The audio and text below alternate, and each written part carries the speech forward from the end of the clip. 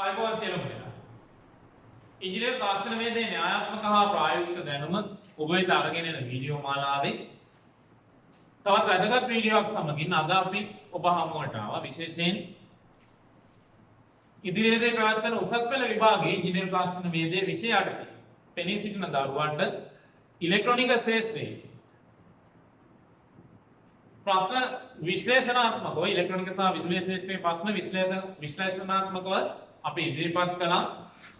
ඒකෙම තවත් ඉදිරි වීඩියෝවක් වශයෙන් අපි අද කතා කරන්න ප්‍රධාන වශයෙන් බලාපොරොත්තු වෙනවා. මොකද හේතුව මේ ඉලෙක්ට්‍රොනික ශාස්ත්‍රයේ ප්‍රශ්න ගොඩක් අපි විශ්ලේෂණය කරලා තියෙනවා මේ දක්වා. අපේ වීඩියෝ නරඹුවා නම් ඔබ ඒක දන්නවා. ට්‍රාන්සිස්ටර් සම්බන්ධයෙන් අපි විශ්ලේෂණාත්මක ප්‍රශ්න ගොඩාක් කළා. ඒක නිසා විශේෂයෙන් මේ වාර්ෂික ප්‍රශ්න ගැන අපි ඉලෙක්ට්‍රොනික ශාස්ත්‍රයේ කතා කරන්න දැන් නොගියා. ඒ සියල්ලම එකතු කරලා සාරාංශයක් වශයෙන් සමස්තය විදියට මෙන්න මේ කොටස් ටික බලන්න කියලා අනුමානයක් වශයෙන් අපි විශ්ලේෂණාත්මක ප්‍රශ්නයක් ඉදිරිපත් කරන්න අද සූදානම්ින් ඉන්නේ. ඉතින් අපි බලමු මොකද්ද මේ ප්‍රශ්නේ, මේ ප්‍රශ්න වලට අදාළ කොටස් මොනවාද, මොන එකකද මේ ප්‍රශ්නයත් එක්ක සම්බන්ධ වෙන්නේ. ඒ වගේ ප්‍රශ්නයක් ආවොත්, ඒ වගේ ආශ්‍රිත ප්‍රශ්නයක් ආවොත් ඉලෙක්ට්‍රොනික ශාස්ත්‍රයේ උපරිම ලකුණක් අපි උපයාගන්නේ කොහොමද කියන එක. විශේෂයෙන් ආපෞසරයක් මතක් කරනවා ට්‍රාන්සිස්ටර් සම්බන්ධයෙන් විශ්ලේෂණාත්මක වීඩියෝ ගණනාවක් අපි කරලා තියෙනවා. ඒක නිසා ඒ සම්බන්ධයෙන් දැනුම ලබා ගන්න මේ වීඩියෝ සියල්ල නරඹන්න කියන ආරාධනා කරන අතරේ අපි බලමු අද අපි කතා කරන්නේ මොන ශාස්ත්‍ර සම්බන්ධයෙන්ද කියලා.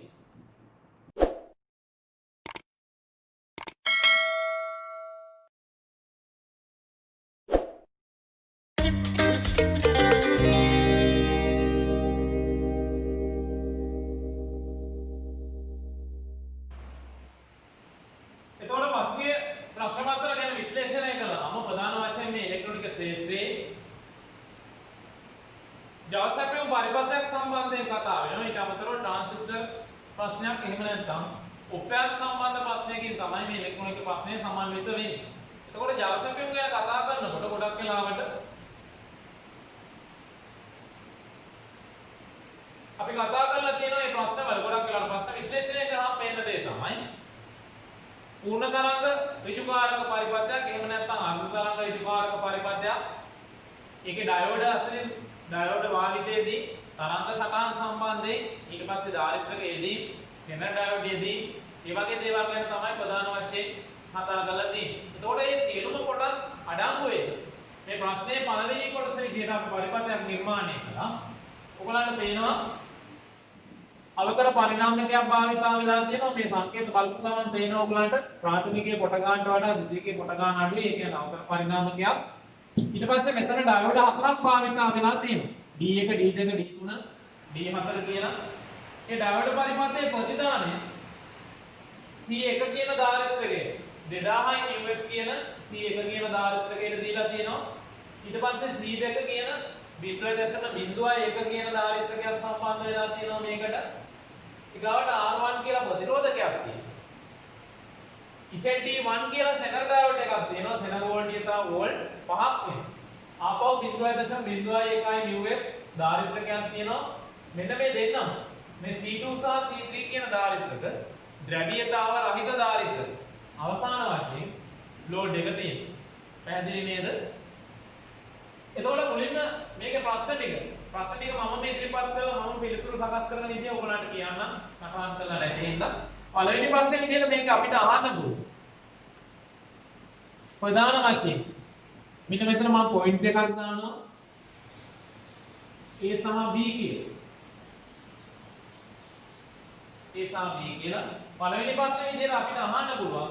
ඉහත පරිපථයේ A සහ B ලක්ෂ වලට අදාළ ප්‍රතිදාන. A සහ B ලක්ෂ වලට අදාළ ප්‍රතිදාන. එතකොට මෙන්න මේ කොටස නෑ කියලා හිතන්න. ඉහත පරිපථයේ A සහ B වලින් පසු කොටස නොමැතිනම් A සහ B ට පසුව තියෙන කොටස නොමැතිනම් A සහ B ලක්ෂ වලට අදාළ ප්‍රතිදාන තරංග සටහන එනවා. ප්‍රතිදාන තරංග සටහන. එතකොට අපි දන්නවා මෙතන තියෙන ට්‍රාන්ස්ෆෝමරයක්. එහෙනම් අනිවාර්යයෙන් මේකේ ඉන්නේ මොන තරංගයක්ද? මෙන්න මේ වගේ ප්‍රත්‍යාවර්ත තරංගයක්. ඊට පස්සේ ඒක ඉන්පුට් කරලා තියෙනවා කාටද? ඩයෝඩ පරිපථයට. එතකොට අපි බලන්න ඕනේ ඩයෝඩ පරිපථය දිහා බලලා මේක අර්ධ තරංග ඍජුකාරක පරිපථයක්ද එහෙම නැත්නම් පූර්ණ තරංග ඍජුකාරක පරිපථයක්ද කියලා. ඒක විශේෂයෙන් බලන්න ඕනේ. එතකොට අපි බලමු අර්ධ තරංග ඍජුකාරක පරිපථයක් නම් ඔයගලන්ට මතකයි මේ ට්‍රාන්ස්ෆෝමරේ තියෙනවා තනි ඩයෝඩයක් පාවිච්චි වුණේ. මෙතන තනි ඩයෝඩයක් නෙමෙයි ඩයෝඩ හතරක් තියෙනවා. එතකොට ඩයෝඩ හතරක් තියෙනකොට තව පූර්ණ තරංග ඍජුකාරක පරිපථ දෙකක් තියෙනවා. එකක් තමයි ඍජුකාරක සේතු. අනික තමයි මැද සවුන පරිණාමය. මැද සවුන පරිණාමකයක් නම් අනිවාර්යෙන් අර්ථ කීයක් තියෙනවද? තුනක් තියෙනවා. දැන් මේකේ පරිණාමකයේ අර්ථ තුනකුත් නැහැ. එහෙනම් අනිවාර්යෙන් අපිට මතක් වෙන්න ඕනේ මොකද්ද? මේ මැද සවුන පරිණාමක පූර්ණ තරංග ඍජුකාරක පරිපථයක් නෙමෙයි නම් මේ භාවිතා වෙලා තියෙන්නේ සේතුවක්. ඍජුකාරක සේතුවක්. හැබැයි හැඩේ අපි සාමාන්‍ය සේතුව අපි දන්නවා හැඩේ කොහොමද? සමාන්තර ඩයෝඩ් එකම දිශාවට යොමු වෙන්න මෙන්න මේ විදිහටනේ අපි සේතුව නිර්මාණය කරගන්නේ සාමාන්‍ය.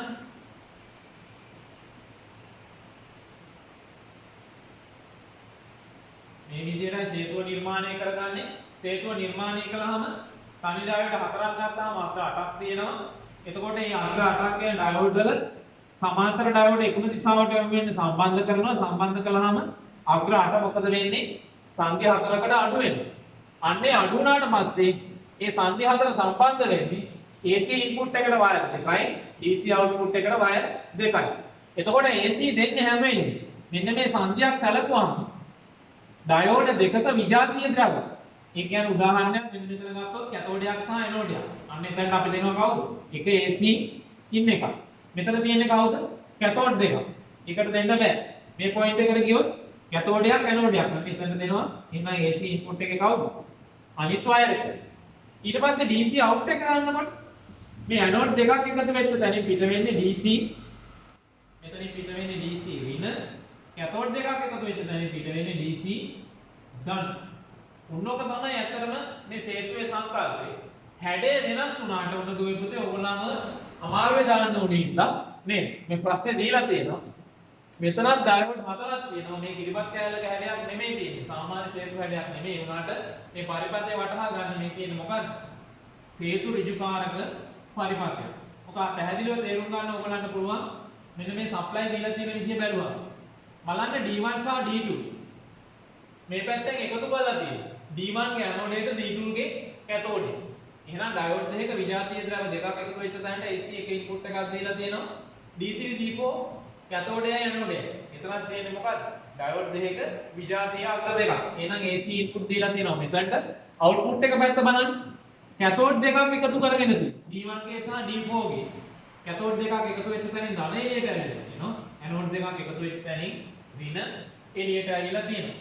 එතකොට මේ පරිපථයේ පළවෙනි ප්‍රශ්නේ කියන්නේ AB කොටස. AB ට පසුව තියෙන කොටස නැත්තම් AB ට අදාළ ප්‍රතිදානය මොකක්ද?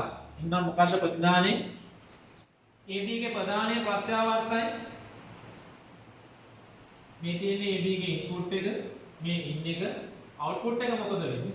සේතුවක් කියන්නේ අනිවාර්යෙන් පූර්ණ තරංග ඍජුකාරක පරිපථයක්. අපිට අවුට් එක මෙන්න මේ විදිහට ලැබෙනවා. ඔන්න අවුට් එක. පැහැදිලි නේද? එතකොට මේකේ අපි බලන්න ඕනේ ධනාර්ධයක් යන්න මොනවද නැඹුරු වෙන ඩයෝඩ් දෙක, ඍණාර්ධයක් යන්න මොනවද නැඹුරු වෙන ඩයෝඩ් දෙක. අනිවාර්යෙන් අපි දන්නවා ඩයෝඩ් හතරක් භාවිතා වෙන සේතුවක මේ එක අර්ධයක් වෙනුවෙන් එක අවස්ථාවක ඩයෝඩ් දෙක ගානේ නැඹුරු වෙනවා. දැන් මේකේ බැලුවොත් ඔයගලන්ට පේනවා නැඹුරු වෙන ඩයෝඩ් මොනවද? එන්න මෙතන අපි ගත්තොත් එහෙම ධනාර්ධයන අවස්ථාව ගත්තොත් D1 ගේ ඇනෝඩයට ධන, කැතෝඩයට ඍණ. ඒ කියන්නේ මෙතනින් පාස් වෙනවා. මේ පැත්තට යන්න බෑ. D1 හරහා ධාරාව මෙතනට එනවා. ඇවිල්ලා මේ පැත්තට කොහොමවත් යන්න බෑ. ඒතකොට මේ ලෝඩ් එක හරහා එන්නේ කොහෙටද? D3 ට. එහෙනම් ධනාර්ධය වෙනුවෙන් නැඹුරු වෙනවා මේකේ D1 සහ D3. එහෙනම් ඍණාර්ධය වෙනුවෙන් නැඹුරු වෙනවා D2 සහ D4. ඔන්න ඔකත් ඔලුවේ තියාගන්න ඕනේ. හරි. පළවෙනි ප්‍රශ්නේ අහුවේ අපිට AB ට පසු කොටස නැත්තම් AB ලක්ෂයන්ගේ ප්‍රතිදාන. දෙවෙනි ප්‍රශ්නේ අහනවා ඉහත පරිපථයේ D2 ඩයෝඩයේ විසන්ධි වෙන්නේ. ඉහත පරිපථයේ D2 කියන ඩයෝඩයේ විසන්ධි වුණා නම් ප්‍රතිදානය කොහොමද? D2 විසන්ධි වුණා නම් මොකද වෙන්නේ? දැන් මම කිව්වද ඔය පුතේ මොකද්ද? D1 සහ D2 වලින් D3 වලින් තමයි ධනාර්ධය පළවෙනි ධනාර්ධය ගියේ. D2 සහ D4 වලින් තමයි දෙවෙනි අර ඍණාර්ධය ධන පැත්තට හරවලා ගියේ. දෙවෙනි ප්‍රශ්නේ අහනවා ඉහත පරිපථයේ D2 ඩයෝඩයේ විසන්ධි විසන්ධි වූයේ නම් ප්‍රතිදානය කොහොමද? එතකොට පළවෙනි මේ ධනාර්ධයට D1 D3 දෙන්නම ඉන්නවා. දෙවෙනි මේ අර්ධය පාස් වෙන්න D2 D4 දෙන්නම ඉන්නෝනි. D2 විසන්ධි වුණා කියන්නේ මෙන්න මේ අර්ධය මොකද වෙන්නේ? නැති වෙනවා. එහෙනම් ප්‍රතිදානය කොහොමද? මේ අර්ධය යනවා ඉතුරු අර්ධය යන්න විදිහක් නැහැ. ආපහු ඊගා අර්ධය යනවා. පැහැදිලි නේද? එහෙනම් දෙවෙනි ප්‍රශ්නේ හරි. තුන්වෙනි ප්‍රශ්නේ අපෙන් අහනවා ඉහත AB ලක්ෂ වලට පසුව C1 ධාරිත්‍රකය සම්බන්ධ කරයි නම් C1 ධාරිත්‍රකය සම්බන්ධ කරයි නම් එහි කාර්යය හා ප්‍රතිදාන තරංගයේ හැඩය මේ C1 ධාරිත්‍රකයේ මේ ජාසපය මොකද ක්‍රියාත්මක වෙන අනුපිළිවෙලක් තියෙනවා. අනුපිළිවෙල තමයි දුවේ පුතේ පළවෙනි පියවර පත්‍යාවත්ත වෝල්ටීයතාව අවකරණය. දෙවෙනි පියවර ඍජුකරණය කරන. අවකරණය කළාම 230 වෝල්ටීයතාව අපිට අවශ්‍ය AC වෝල්ටේජ් එකක් බවට අඩු කරගන්න. අවකරණය කළා ඍජුකරණය කළාම මොකද වෙන්නේ? මෙන්න මේ රැලිත සහිත සරල ධාරාවක් එනවා. තුන්වෙනි පියවර මොකද්ද? සුමටනේ ස්මූතින්. සුමටනේට තමයි කවුද මේ දාලා තියෙන්නේ? මෙන්න මේ C1 කියන ධාරිත්‍රය. එහෙනම් C1 ගේ කාර්යය මොකක්ද? මේ ඩයෝඩ සේතුව හරහා ලැබෙන රැලිත සහිත ධාරාව, රැලිත සහිත සරල ධාරාව සුමට ධාරාවක් බවට පත් කිරීම. පැහැදිලි නේද? එතකොට මෙයා සම්බන්ධ කරනවා මොකද වෙන්නේ? මෙන්න මේ රැලි වල ගැඹුර නැති වෙලා යනවා. මෙතනින් මම ඉතුරු පියවර ටිකක් කියන්න. අවකරණය, ඍජුකරණය, සුමටනය මේ සෙනර් ඩයෝඩ් එක දාලා තියෙන්නේ මොකටද? ස්ථායීකරණය සඳහා. ඔන්න පියවර 4. එතකොට අපෙන් යන්නේ C1 ගේ කාර්යය මොකද්ද? C1 ගේ කාර්යය සුමටනේ රැලිත සහිත ධාරාව සුමට සරල ධාරාවක් බවට පත් කිරීම. ප්‍රතිදාන තරංගේ C1 ගේ ප්‍රතිදාන තරංගය කොහොමද? මම නිල් පාටින් මදින්න. එතකොට ආරම්භක මොහොතේ මේ ධාරිත්‍රකය තුළ ආරෝපණ බිඳුවයි ඒකින්ද මෙතන බිඳුවෙන් පටන් අරන් ධනු පරිමේ දක්වා එනකොට ධාරිත්‍රකයක් ආරම්භ වෙනවා. ඊට පස්සේ මොකද වෙන්නේ? මේ වගේ අපි පොයින්ට් 4ක් විතර ගමු. ඊට පස්සේ මෙයා මේ හරියට ඩිස්චාර්ජ් වෙනවා. ආයි බිඳුවට එනවා. බිඳුවට එන්නේ නැහැ. අපව මේ හරියට ඩිස්චාර්ජ් වෙනවා. අපව මේ විදිහට තමයි එන්නේ. පැහැදිලි නේද? ඔය ලෝඩ් එකත් එක්ක විබර සහිත අපේ බැරි වෙලා හරි ආවොත් විබර රහිත මේ ඩයෝඩ් හතර තියෙනවා C1 තියෙනවා ලෝඩ් එක තියෙනවා මේ අනිත් කොටස් ටික නැහැ විබර රහිත වඳින්න කිව්වොත් මොකද වෙන්නේ විබර රහිත වඳොත් මෙන්න මේ රැලි වල ගැඹුර නැතිම වෙලා pure DC බවට පත් වෙනවා නෝ ලෝඩ් අවස්ථාව වඳින්න කිව්වොත් මේ ලෝඩ් එක මේක අපි කියනවා with load කියලා නෝ ලෝඩ් වඳින්න කිව්වොත් මොකද වෙන්නේ පළවෙනි එක කොහොමද බිඳුවේ පටන් ගන්න ඕනේ මොකද හේතුව ආරම්භක මොහොතේ ධාරිත්‍රකයේ ආරෝපණ ගබඩා වෙලා නේ බිඳුවේ ඉඳලා ධන උපරිමය දක්වා වෝල්ටේජ් එක එනකොට ධාරිත්‍රකයේ ආරෝපණය වෙලා ඊට පස්සේ මොකද වෙන්නේ සරල රේඛාවක් බවට පත් වෙනවා එහෙනම් මේ ලෝඩ් එකත් එක්ක මේ තියෙන ලෝඩ් එක නැතුව ඊගාව ප්‍රශ්නේ ඔන්න තුන්වෙනි ප්‍රශ්නේත් හරි හතරවෙනි ප්‍රශ්නේ අපෙන් අහනවා හතරවෙනි ප්‍රශ්නේ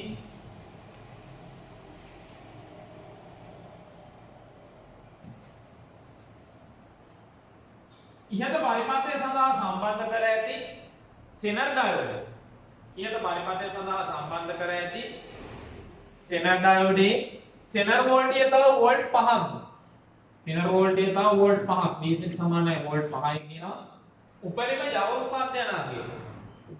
උත්සර්ජනාගේ සෙනර් ඩයෝඩ් වල අපි ගන්නවා Pmax කියලා අපි හඳුන්වනවා වෝල්ට් 4ක්ද වේනවා වෝල්ට් 4ක්ද වේනවා ඒ අර්ථයේ පළවෙනි ප්‍රශ්නය I1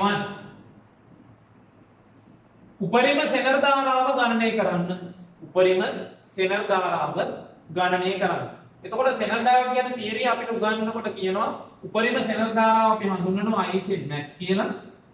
Iz max සමාන වෙනවා Pmax යට කවුද? V Iz. ඔය සමීකරණ මතක තියාගන්න. Iz max කියන්නේ උපරිම සෙනර් ධාරාව ඒක සමානයි Pmax බෙදීම කවුද? V Iz.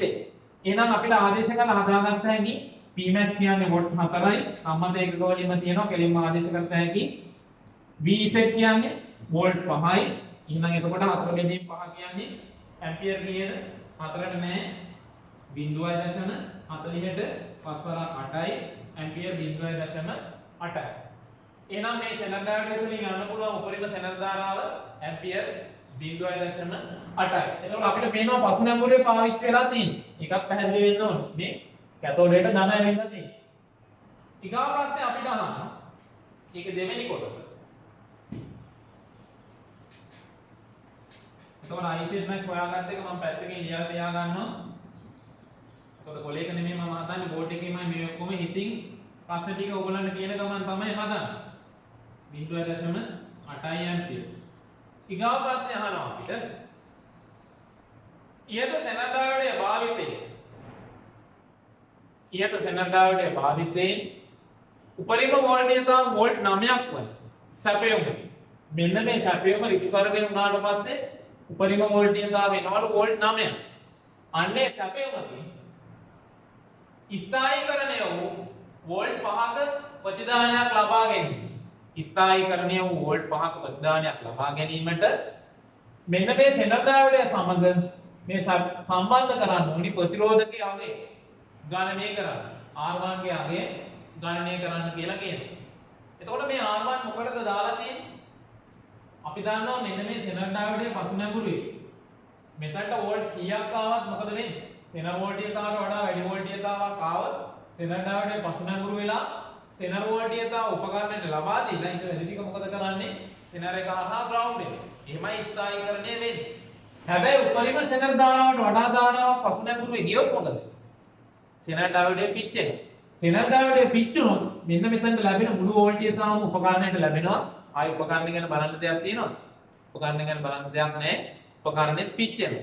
එහෙනම් සෙනඩාවඩේ ආරක්ෂාවට තමයි මෙන්න මේ පරිපථයේ මේ ප්‍රතිරෝධකය සෙනර් ප්‍රතිරෝධකය දාලා තියෙන්නේ. අන්න යාගේ අගය තමයි අපෙන් අහන්නේ. එහෙනම් එතකොට ඔකටත් අපිට සමීකරණයක් තියෙනවා.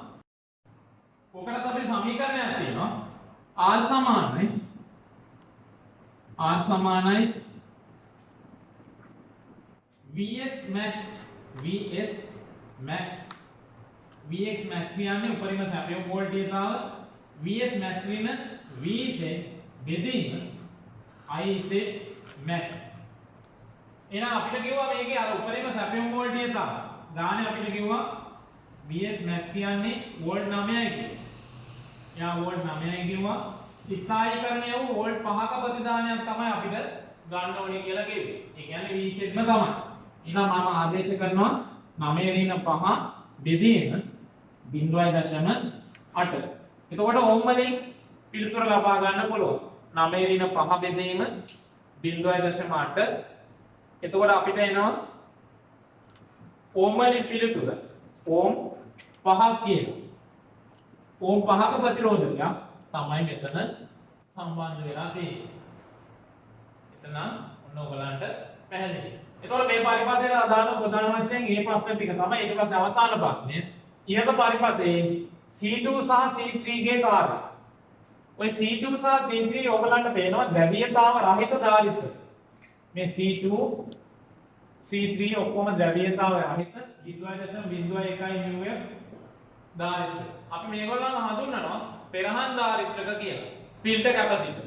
ගොඩක් වෙලාවට මයිලර් වර්ගයේ ධාරිත්‍රක තමයි භාවිතා වෙන්නේ. මේගොල්ලන්ගේ කාර්යය තමයි බැරි වෙලා හරි මෙන්න මේ ඍජුකාරක පරිපථය හරහා මේ ප්‍රතිදාන පරිපථය ලෝඩ් එක පැත්තට. ඒ කියන්නේ මේ සෙනඩාවඩ් එක ගාවට ප්‍රත්‍යාවර්ත වෝල්ටේජතාවක් ආවා. ප්‍රත්‍යාවර්ත වෝල්ටේජතාව ප්‍රදානයක් ආවොත් මේ C2 කරන්නේ මොකද්ද? යාව ග්‍රවුන්ඩ් කරලා දාන්න. අපි දන්නවා ධාරිත්‍රකයක් උපරිම වශයෙන් ආරෝපණය වුණාම සරල ධාරාවක් එයා තුලින් ගලන්නෙම නැහැ.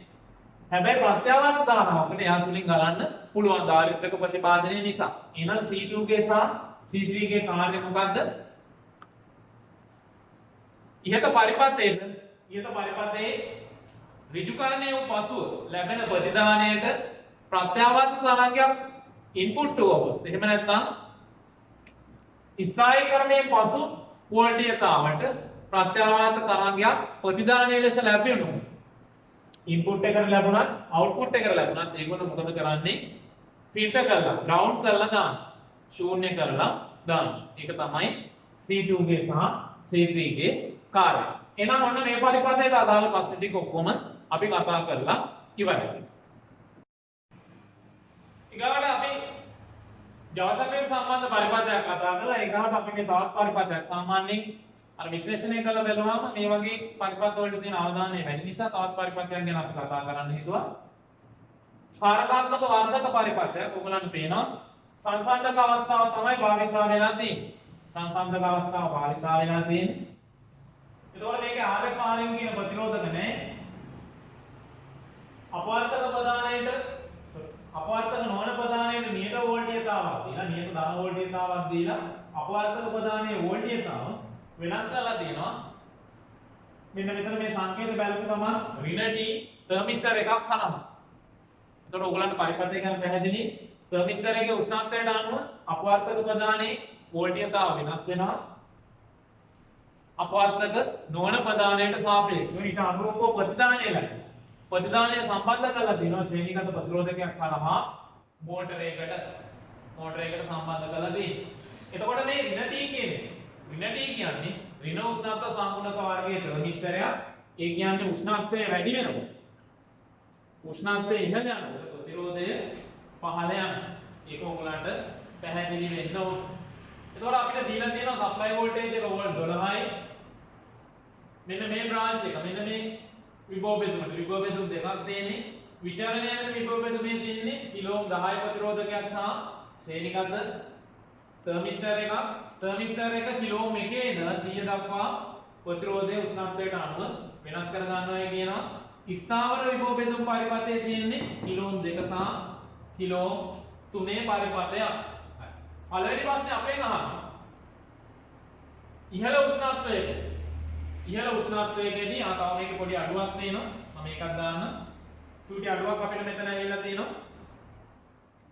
මෙන්න මෙයා අපි ගන්නවා V1 කියලා අපවර්තක නොවන ප්‍රදානයේ වෝල්ටීයතාව අපවර්තක ප්‍රදානයේ V2 කියලා ගන්නවා. ඒකත් ඔන්න මම එකතු කරා.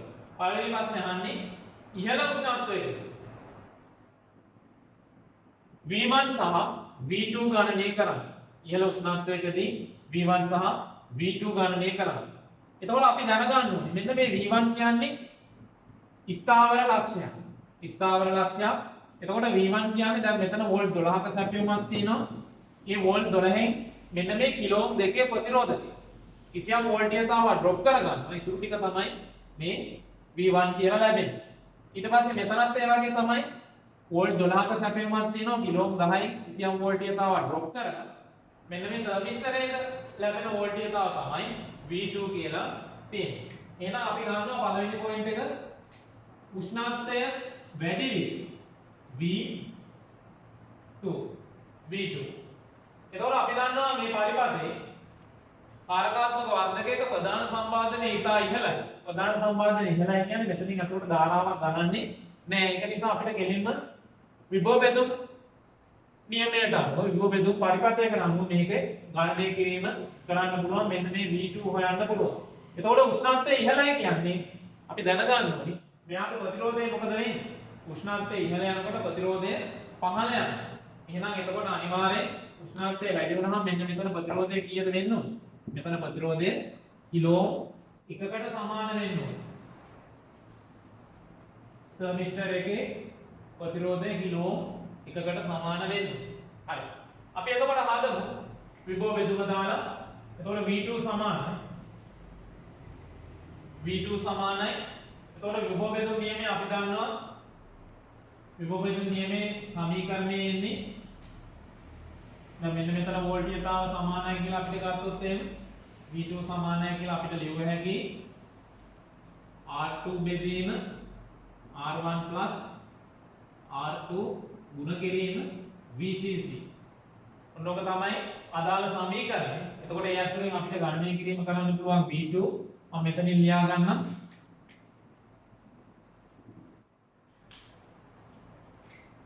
V2 සමානයි R2 කියන්නේ මෙන්න මෙතන මේ පහළ ප්‍රතිරෝධකය කිලෝ 1 බෙදීම R1 R2 කිලෝ 10 ධන කිලෝ 1.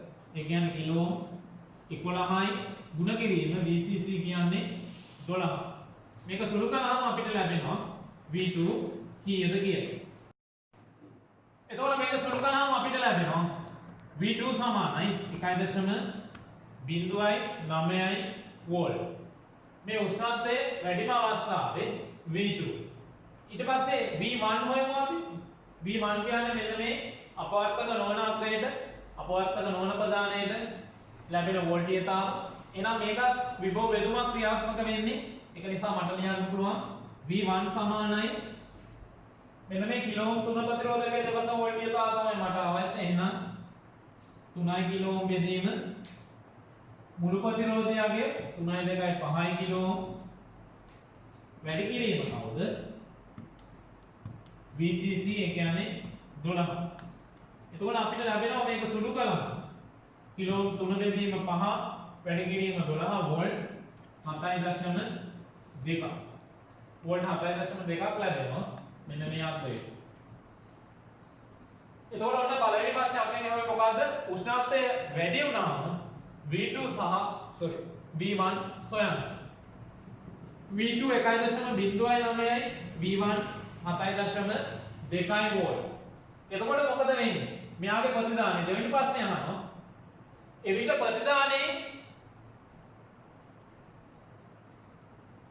ප්‍රතිදානයේ අගය නම් කරන්න. ප්‍රතිදාන අගය ප්‍රතිදාන වෝල්ටීයතාවයේ අගය නම් කරන්න. ගණනය කරන්න දෙයක් නැහැ. නම් කරන්නයි තියෙන්නේ. මොකද හේතුව සංසන්දකයක් නිසා. ආයි වෙනම ගණනය කරන්න ඕනේ.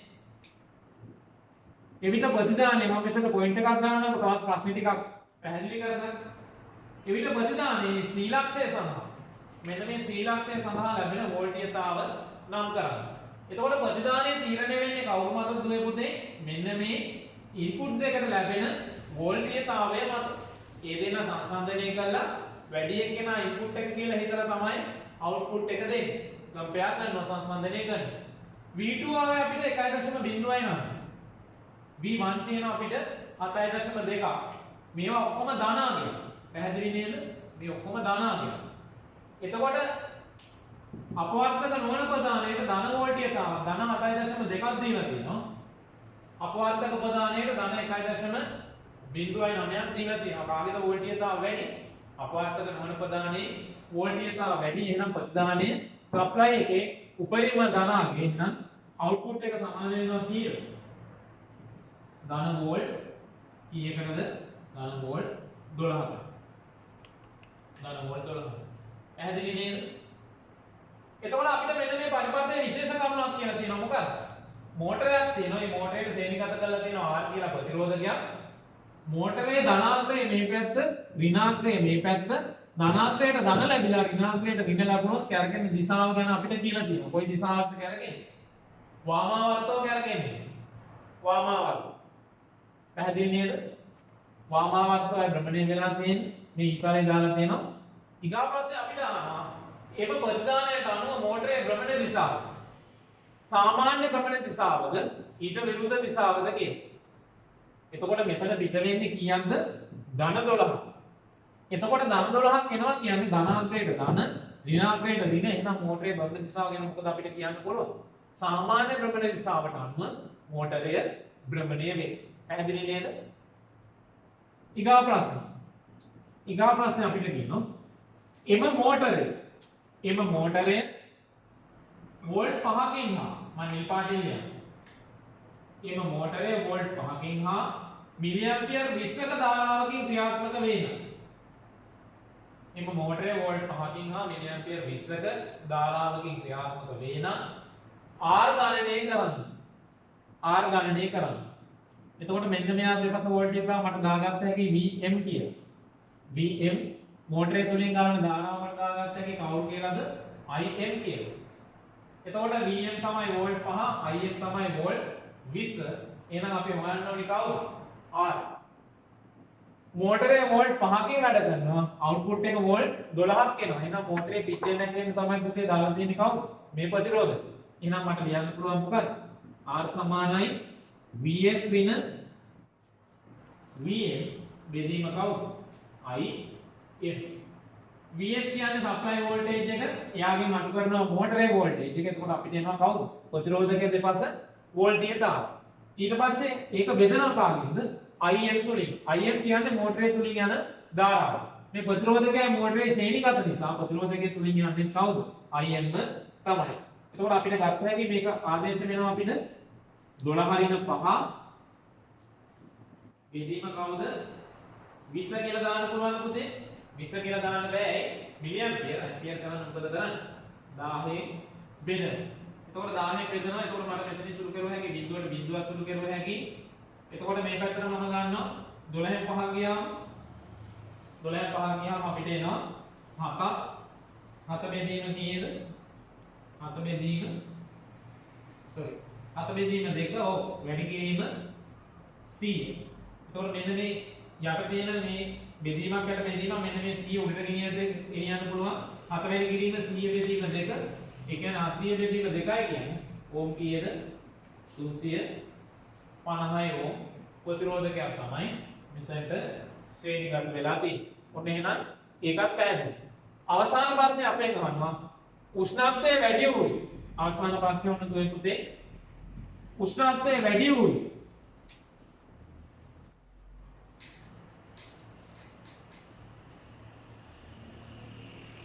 උෂ්ණත්වය වැඩි වූ විට නෙමෙයි sorry. උෂ්ණත්වය අඩු වූ විට V2 ගණනය කරන්න.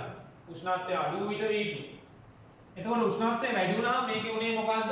ඍණ උෂ්ණත්ව සාමුණක වර්ගය නිසා උෂ්ණත්වය වැඩි වුණාම ප්‍රතිරෝධය මොකද උනේ? උෂ්ණත්වය වැඩි වුණාම ප්‍රතිරෝධය අඩු වෙනවා. දැන් අපේ කහන්නේ මොකද්ද? උෂ්ණත්වය අඩු වුණාම V2. එහෙනම් මෙතන වෙනස් වෙන්නේ කවුද? ඇයි V1 ඇහුවේ නැත්තේ? V1 ආපහු ඇහුවේ නැත්තේ? V1 කියන්නේ මොකක්ද? ස්ථාවර වෝල්ටේජයට ආයි ඒක ගණනය කළා.